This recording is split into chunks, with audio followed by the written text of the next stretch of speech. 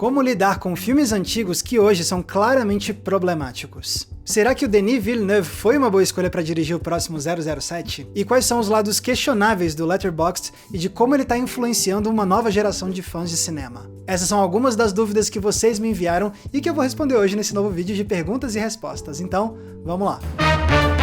O Pedro Augusto pergunta: por que você acha que as pessoas geralmente têm mais ressalvas com os filmes musicais?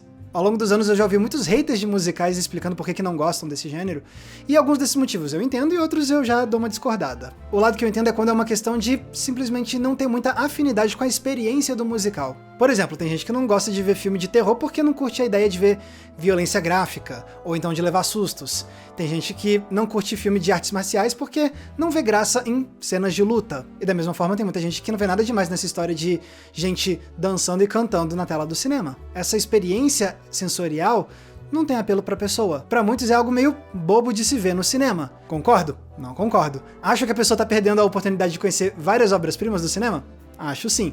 Mas vai lá, é uma questão de gosto. Detalhe, isso que eu tô falando é pra pessoas que não trabalham com crítica de cinema, porque se você faz crítica, aí sim você não pode ter esse negócio de não gosto de tal gênero. Não. Crítico de cinema tem que estar aberto pra todo tipo de filme. Agora, o lado que eu não consigo concordar quando falam mal de musical é quando vem com aquela história de eu não curto porque nada a ver essa história, o pessoal tá lá conversando e do nada todo mundo para pra cantar, pra falar o que tá sentindo ou o que vai fazer. As pessoas não fazem isso na vida real. É esse não fazem na vida real que me incomoda. E olha que é um argumento que eu já ouvi muitas e muitas vezes. E aí não dá, porque você tá descartando todo um gênero cinematográfico baseado na verossimilhança. E aí se for pra usar essa régua, a gente vai descartar, sei lá, 90% dos filmes, porque na maioria deles as coisas não acontecem como na vida real. Até mesmo aqueles filmes mais naturalistas, de drama e tudo mais, você vai ver que muitas vezes eles têm diálogos que não são diálogos de um jeito que as pessoas falam na vida real. Parte da graça da ficção é você ver uma realidade com características amplificadas pelas ferramentas narrativas. Então quando a crítica ao musical é desse jeito, aí eu fico, nada a ver. Porque o objetivo do musical não é ser realista, é criar encanto com as coreografias complexas, é fazer a gente admirar a capacidade vocal dos artistas, é expressar pela canção sentimentos de forma mais poética. De novo, você tem todo o direito de não achar nada disso interessante e pronto. Agora, ir disso pra descartar todo esse gênero porque as coisas não são assim na vida real, aí não dá. Leonardo Kaag: quais seriam os seus filmes favoritos de 2025 até agora? Beleza, eu vou listar 5. Flow, a animação do gatinho preto que ganhou o Oscar e tudo mais, pra mim é uma das experiências de animação mais diferentes que eu vi nos últimos anos. Sem Chão, um documentário que demonstra como o exército israelense tá arruinando a vida de pessoas na Palestina de forma humilhante. Anora, um dos filmes que mais me surpreendeu e mais me divertiu na sala de cinema este ano.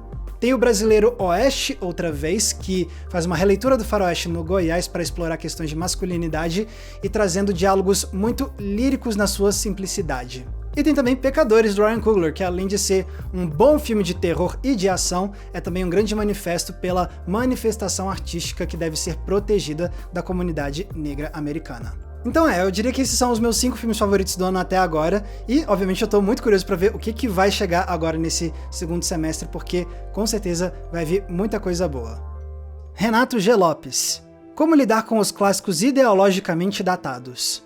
Teoricamente todo filme, até mesmo aquele que saiu essa semana, é ideologicamente datado porque todo filme vai ter uma ideologia e sempre vai ser um reflexo do seu período em que foi lançado. Mas eu entendo o que você quer dizer. Eu acredito que você está falando daqueles filmes que são mais antigos e que trazem visões que hoje são extremamente criticadas, como racismo, homofobia, xenofobia, essas coisas. E como lidar com isso? Bom, antes de mais nada, é preciso reconhecer que aquilo é sim fruto do seu período, como acontece com toda obra de arte. Porém, isso não pode deixar a gente acreditar que, se a gente vê um filme antigo e aí a gente pensa, caraca, esse filme é extremamente racista, a gente não pode achar que essa é uma leitura de agora, como se a gente estivesse julgando o filme com uma visão que não existia na época. Porque para muitos desses filmes, se você pesquisar, você vai ver que, mesmo na época em que eles foram lançados, você já tinha reações críticas negativas a esses problemas. Então sim, é importante entender o contexto, mas a gente também não pode cair na armadilha de achar que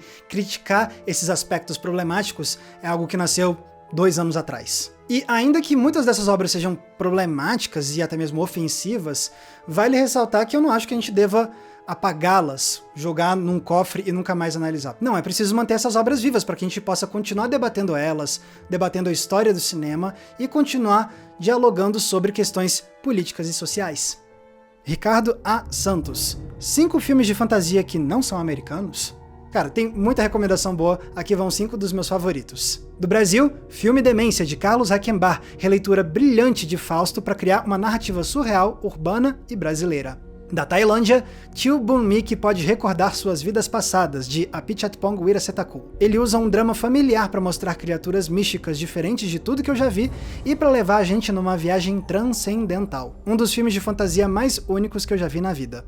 Da França, Holy Motors, de Leo Carax, vai te levar para acompanhar um dia que amarra um evento mais surreal que o outro, com uma performance de cair o queixo do ator Denis Lavant. Do Japão, Sonhos, de Akira Kurosawa, um dos últimos filmes do mestre e que serve como antologia de 5 curtas de fantasia do diretor. Todos eles com imagens que enchem os olhos e aparições que assombram a nossa memória por dias depois que vemos o filme. E por último, da Suécia, O Sétimo Selo, de Ingmar Bergman, que vai mostrar um cavaleiro tendo um embate com a morte enquanto tem uma crise existencial e encontra personagens peculiares na jornada. É indispensável.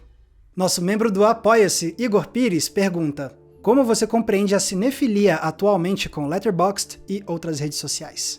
Vamos lá, Letterboxd. Para quem não conhece, essa é a principal rede social para quem é fã de cinema hoje em dia. Lá você pode seguir pessoas, dar nota para filme, você pode registrar tudo que você assistiu. É bem legal e eu uso há alguns anos já. Porém, como tudo que envolve redes sociais, eu tenho uma certa visão ambígua. Sim, tem muita coisa legal em usar uma rede como Letterboxd. Você manter um registro logando os filmes no dia que você assistiu tem um quê de diário que eu gosto bastante e que te ajuda a ver como você está aumentando o seu repertório. A parte de você seguir outras pessoas é muito bacana também, não só para você ter a rede de amigos seus, mas também acompanhar profissionais de audiovisual, críticos de cinema, criadores de conteúdo, porque isso pode te apresentar a novas obras, seja aquele clássico que você nunca ouviu falar, ou então aquele lançamento de agora, mas que não está sendo tão hypado assim.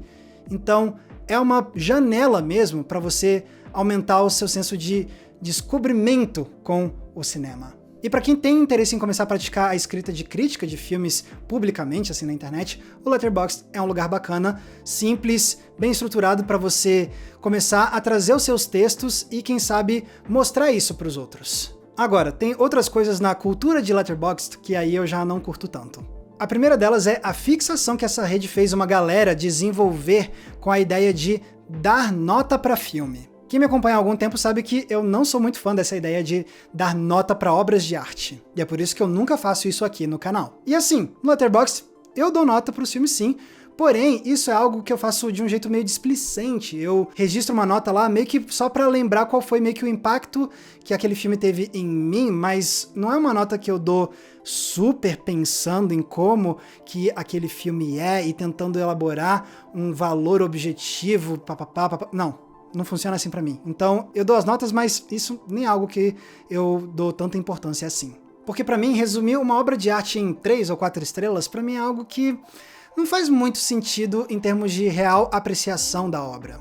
É tentar resumir algo extremamente complexo a algo que pareça objetivo. E aí muita gente acaba levando essa ideia da nota extremamente a sério. Se você deu 3 estrelas para um filme que está sendo super aclamado, nossa, qual é o seu problema? Por que deu 3 só? Por que não deu 4? Ah, eu vi que para esse filme você deu 4 estrelas e para esse aqui você deu 3 estrelas e meia. Então quer dizer que você acha que esse aqui é realmente muito melhor do que aquele outro? Entre outras encheções de saco. Porque aí o problema é que a conversa gira em torno da nota e não em torno do filme. E isso não tá só no virtual não, isso tá se espalhando pra vida real mesmo. A última vez que eu fui ao cinema, alguns dias atrás, eu saí do filme e eu fiquei um tempinho esperando assim perto da saída da sala, e perto de mim tinha um grupo de adolescentes, e um deles estava falando, quando eu vi esse filme pela primeira vez, eu dei 4 estrelas pra ele, mas agora, revendo, eu percebi que ele tem alguns problemas, então eu vou diminuir a minha nota pra 3 estrelas. E eu achei isso tão engraçado assim de ouvir casualmente na vida real. E assim, eu não tô ridicularizando ou diminuindo esses adolescentes por estarem falando sobre as notas. Mas o que eu fiquei pensando é, será que a conversa deles sobre o filme vai parar aí, na nota? Ou será que eles vão usar isso como um ponto de partida para aí começar a argumentar sobre o que eles gostaram ou não no filme? Como eu fui embora logo em seguida, eu não ouvi o restante do papo, mas isso ficou muito na minha cabeça. E outra consequência frustrante do Letterboxd é que, para muitas pessoas, isso fez com que elas pegassem um lado da experiência humana e transformassem isso em performance, como acontece com tantas redes sociais. A cinefilia passou a ser algo a ser performado para as outras pessoas verem e admirarem.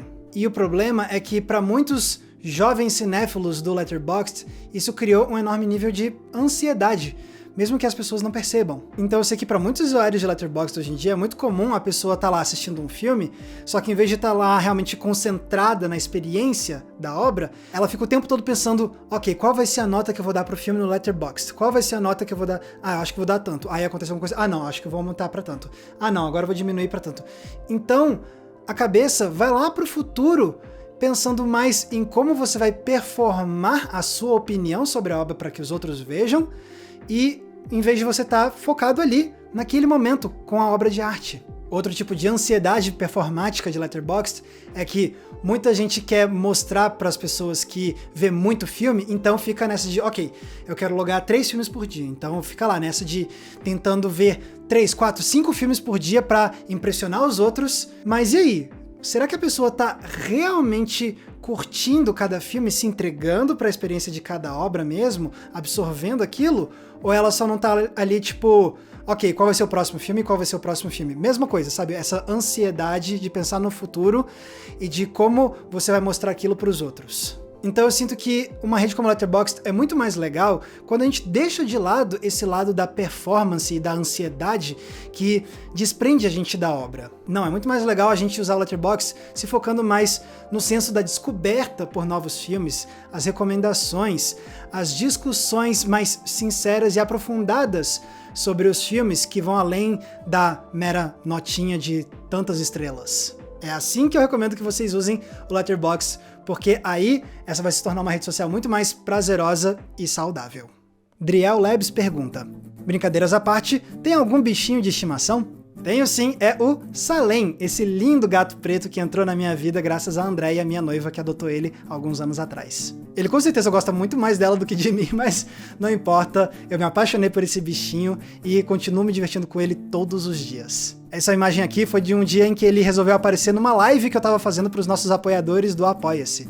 Então eu tive que parar tudo para deixar ele brilhar na câmera. Inclusive, se você gostaria de estar nessas lives e também ter acesso a outras recompensas, você pode entrando na nossa comunidade de apoiadores do Apoia-se. Essa galera ajuda a financiar o nosso trabalho, é muito importante, e como agradecimento eu produzo conteúdos exclusivos. Tem recomendação de filme toda semana, grupo fechado, essas lives e também o nosso Cineclube Entre Planos pra gente debater um filme por mês juntos via videoconferência. Se você se interessou, é só clicar no link aqui embaixo na descrição. E assim, quem sabe, você pode participar de uma live em que aparece o Salem para você poder dar um oi para esse gatinho. O Bruno pergunta: por que olhamos para filmes mais antigos e as interpretações dos atores parecem tão caricata? Houve uma evolução das escolas de encenação, mas ainda vemos isso em alguns filmes mais atuais, principalmente fugindo da clássica Hollywood. Você mesmo já tocou na resposta um pouco com a sua pergunta, porque o jeito de atuação realmente mudou com o passar dos anos no cinema. Com os filmes mudos, especialmente aqueles que pareciam peças de teatro filmadas, você precisava de gestos grandiosos para compensar a distância da câmera e a falta de som. Depois, ainda na era do cinema mudo, quando começaram a explorar mais o close-up, os atores sabiam que podiam ter movimentos e expressões menos exageradas, mais sutis, porque o público estava perto, entre aspas, o suficiente para ver com clareza a emoção. E ainda assim tinha estilos que ainda apostavam na atuação mais teatral, como nos filmes do expressionismo alemão. Mais tarde, com a chegada do som, aí a atuação foi ficando ainda menos teatral, porque agora você podia contar até com o diálogo sonoro para que a entonação de voz expressasse as emoções. E em Hollywood, especificamente, você ainda teve uma mudança no jeito de performar no cinema, graças a certas tendências e escolas de atuação que começaram a ganhar força lá nos Estados Unidos. Por exemplo, com a chamada atuação do método, que buscava performances ainda mais naturalistas, porém poderosas. Só que veja bem, nada disso significa que atuações caricatas são algo que ficaram no passado. Por exemplo, diferentes filmes de outros países podem trazer performances hoje que podem parecer um pouco caricatas, mas só porque não se alinham exatamente ao que a gente está acostumado a ver nos filmes de Hollywood. E isso não quer dizer que essas atuações estão erradas ou que elas são antiquadas. Também pode ir de acordo com o gênero cinematográfico. Uma comédia tem a tendência a pedir por performances mais caricatas, por exemplo. E também pode vir de acordo com o estilo que o diretor quer trazer para sua direção de atores naquela obra específica. Ou seja, não é como se fosse uma evolução certinha em que hoje a gente só tem o naturalismo e o caricato ficou lá atrás. Não, os dois continuam vivos juntos hoje e tudo vai depender do que a obra e o diretor pedem de drama dentro desse espectro. Alexandre Alves Coelho. Max, o que você achou da escolha de Christopher Nolan para A Odisseia e Villeneuve para 007? Por mais que eu não seja o maior fã do mundo do Christopher Nolan, eu sempre fico curioso para ver o que ele vai trazer com o seu próximo filme. E com a Odisseia eu fico bem atento, porque é algo que a gente ainda não viu ele fazer, um épico histórico com elementos de fantasia. Assim, eu tô presumindo que vai ter elementos de fantasia, porque na Odisseia do Homero a gente tem criaturas mitológicas e tudo mais. E eu espero que ele mantenha a fantasia, porque isso é algo que a gente não costuma ver ele fazendo para fora da ficção científica. Eu fico curioso para ver como ele criaria os monstros e as criaturas mitológicas, até porque ele tem essa ênfase nos efeitos práticos, então eu acho que isso poderia trazer algo muito legal, que fugisse um pouco do digital para criar essas criaturas. E tem o fato de A Odisseia ser um épico no senso temporal, porque é uma história que acompanha, se eu não me engano, o personagem durante 10 anos. E o tempo é um dos principais temas e artifícios narrativos que o Nolan gosta de explorar e experimentar nos filmes dele. Então eu quero ver como ele aplica essa assinatura dele nesse grande clássico grego. E agora partimos para Denis Villeneuve com o seu 007, porque algumas semanas atrás ele foi anunciado como o diretor do novo capítulo dessa franquia. E vale lembrar que esse é o começo de uma nova era, não só porque o Daniel Craig se aposentou do personagem, mas também porque os direitos da franquia foram adquiridos pela Amazon. E eu até que gosto da escalação do Villeneuve para dirigir esse filme. Ainda que eu não seja louco por todos os filmes do cara, tem algumas obras dele que eu admiro pra caramba, em especial A Chegada. E faz sentido trazer o Villeneuve porque ele criou essa reputação de ser um grande autor do cinema blockbuster. Se criou essa imagem de que os filmes dele combinam o espetáculo do grande orçamento com um esmero estético autoral, pra mostrar que não é mais um enlatado hollywoodiano. E isso tem tudo a ver com a aura que 007 construiu ao longo da era do Daniel Craig. Durante boa parte dos anos 80 e 90, os filmes de James Bond foram vistos como produções mais despretensiosas de ação. Mas com a era de Daniel Craig, o tom narrativo mudou para algo muito mais realista e sério, buscando explorar mais o lado dramático do Bond como um personagem tridimensional. Ou seja, entretenimento que diverte e que também tem o seu lado mais denso. Então, se a ideia é manter essa proposta, faz sentido que a Amazon tenha contratado o Villeneuve, porque ele transita com sucesso entre o cinema pipoca e o cinema de prestígio, entre aspas. E agora resta ver qual vai ser o ator que eles vão contratar para fazer o novo James Bond. E isso para mim é algo muito empolgante de antecipar, porque eu sou aquela pessoa que assistiu todos os filmes da série 007. Por isso mesmo eu tô tão interessado em acompanhar o passo a passo da criação dessa nova era do James Bond, e eu torço para que o Villeneuve faça assim um bom trabalho para criar uma nova fase para esse personagem que seja digna do 007. O Danilo do Tokudok e o Alisson Cordo perguntam se eu ainda estou assistindo as séries Tokusatsu. Sim, eu continuo assistindo Tokusatsu, que, pra quem não sabe, são aquelas séries live action de heróis lá do Japão. Inclusive, que legal ver o Danilo do canal Tokudok mandando essa pergunta, porque o canal dele, que é o Tokudok, é muito bacana, é especializado em Tokusatsu e eu acompanho demais o trabalho do Danilo, então valeu pela moral. Faz muito tempo que eu não falo sobre esse tema aqui, mas eu tenho várias atualizações. A primeira delas é que eu terminei finalmente de ver a série original do Ultraman lá dos anos 60. Eu comecei lá em 2023 e me arrastei um pouquinho pra terminar, mas eu concluí alguns dias atrás e eu gostei pra caramba. A trama talvez tenha sido um pouco mais difícil de me prender, mas em termos estéticos e visuais é um negócio de louco. O que eles conseguiram fazer com direção de arte, com a fotografia, com enquadramentos criativos. Para aquela época, para televisão, eu achei único, nunca vi nada igual. E eu quero continuar na franquia, eu tô pensando em partir agora pra Ultra Seven, porque eu já ouvi falar que visualmente é tão bonito quanto, se não mais, do que o Ultraman original, e que, em termos de roteiro, tem uma trama que pega mais você em comparação com a série original. Agora partindo pra franquia Super Sentai. No começo do ano eu terminei de ver Boom Boomger, que foi a série que estreou no ano passado, e essa aí eu tava acompanhando em dia. Eu terminei de ver o último episódio na semana em que estreou. E eu gostei pra caramba de Boom Boomger, achei bem mais legal do que a série anterior, King Goldger, que eu larguei no meio da temporada, porque Boom Boomger tem personagens que me cativaram muito. Sem contar que a cena de ação tinha uma mistura muito legal de humor e lutas marciais de altíssimo nível. E acabou se tornando realmente uma série de aconchego, digamos assim, pra ver em momentos mais pra relaxar. E com o fim de Boom Boomger estreou o novo Super Sentai, que é o que tá no ar agora, que é No. 1 Sentai Gojuger. Esse aí eu tô achando legal, mas não tá tão bom quanto o Boom Boom Journey, especialmente porque eu sinto que eles estão tentando fazer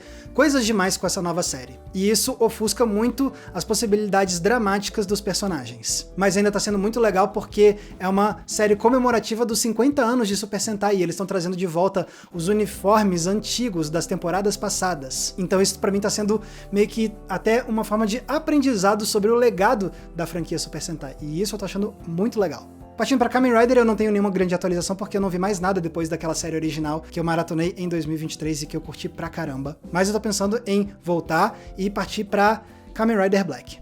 Agora, uma franquia que eu ainda não explorei e que eu quero começar é a de Metal Heroes, especialmente porque é de lá que vem Jaspion, que é super celebrado aqui no Brasil e eu nunca vi um episódio sequer de Jaspion na vida. Então eu tenho vontade de ver tudo de Jaspion e tentar entender por que essa série ficou tão querida aqui no nosso país. Quem sabe isso até rende um vídeo aqui pro canal, hein? Vocês teriam vontade de ver um episódio do Entre Planos sobre Jaspion? Comentem aqui embaixo porque eu tô curioso pra saber. Então, sim, continuo assistindo Tokusatsu e pretendo continuar explorando esse universo com certeza. O Pedro Oliveira pergunta: além dos filmes do estúdio Ghibli, quais outras animações japonesas você diria que são as suas favoritas?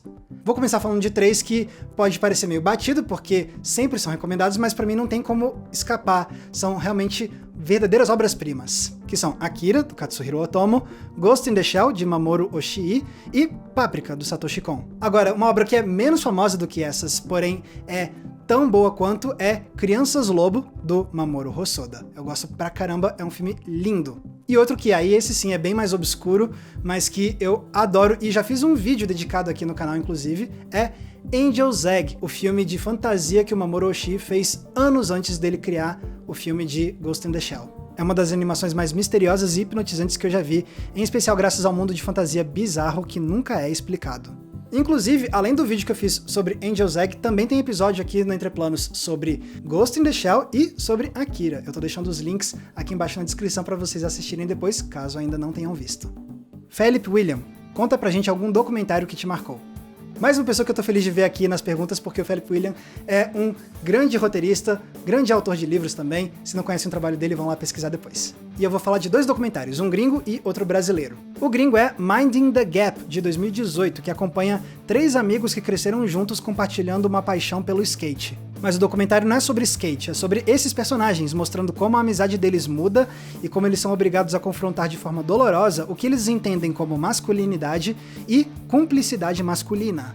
É um documentário que dá uma pesada na alma, mas ele me impactou muito quando eu vi ele pela primeira vez em 2019, porque ele concorreu ao Oscar de melhor documentário naquele ano. E o documentário brasileiro que eu trago é do Eduardo Coutinho, nosso grande mestre do documentário, um dos melhores documentaristas do mundo. E, especificamente, o documentário em questão é Jogo de Cena. Eu não vou explicar demais o que é esse filme, porque a graça é você chegar nele o mais às cegas possível. Mas vai por mim, isso aqui é uma obra-prima que vai fazer você repensar tudo que você entendia por documentário. Ah, tem na Netflix, então tá fácil de assistir. Galera, muito obrigado para todo mundo que enviou suas perguntas. Se eu não li a sua pergunta aqui, não desanime, quem sabe eu consiga ler uma dúvida sua pro próximo vídeo de perguntas e respostas. E lembrando, se vocês querem ajudar a manter o Entre Planos no ar, vocês podem entrando na nossa comunidade do Apoia-se, como eu já expliquei, ou se quiser fazer uma contribuição pontual, você pode usar o botão de Valeu Demais que tá aqui embaixo, porque ele é tipo uma gorjeta que você deixa pra gente nesse vídeo aqui. Lembrando também que se quiserem me acompanhar nas redes sociais, é muito fácil, basta me procurarem usando os nomes que estão aparecendo aqui embaixo de mim. Mais uma vez, muito obrigado pela audiência, um abraço e até a próxima sessão.